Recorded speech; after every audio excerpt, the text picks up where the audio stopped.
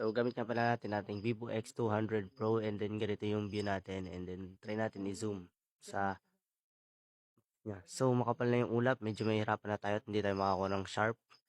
Pero kung makikita nyo, kaya nyo maka-shot ng sharp kahit medyo makapal yung ulap. Then, try pa natin mas lumapit. Siguro, ganito. Medyo dinadaan na siya ng ulap at makapal din yung dumadaan kaya hindi tayo makakuha ng sharp. Pero at least, biruin mo, phone lang, walang gamit na lens, makapag-shot ng ganito.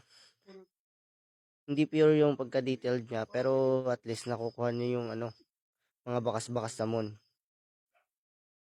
Diba, cellphone lang. Solid. Tingin ang kuha niya. Parang, lang sa akin. Parang pinindot eh. Ayun, tingnan. Yan lang. Yan lang kinaya. Yan. Tingnan. Yan lang kinaya. Batak eh. Masama.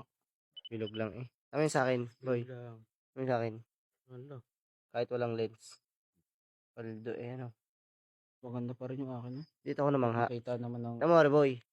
Kahit walang, hindi ka pa nagtitake ng picture.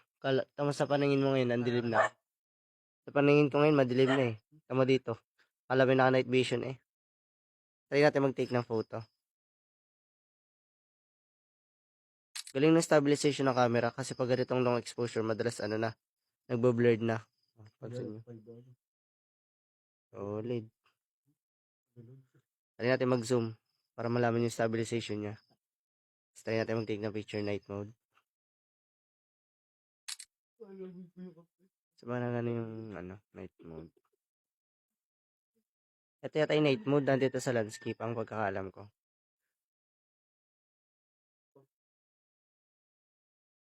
Dapat may tripod na pag gano'n nakatagal. Solid. Ano pala kung umaga? May. Yung mga gano'n. Nagbag. Saan nga kung ano sa din ko? Wait lang. Kaya yung cellphone ko ito. Kasi Solid may 8K. mas balagbag yan. Kahit mas maliwanag pag 180p kasi nga. Tapos pag mas mataas yung frame rate, mas didilim. Diba? Yan. Solid.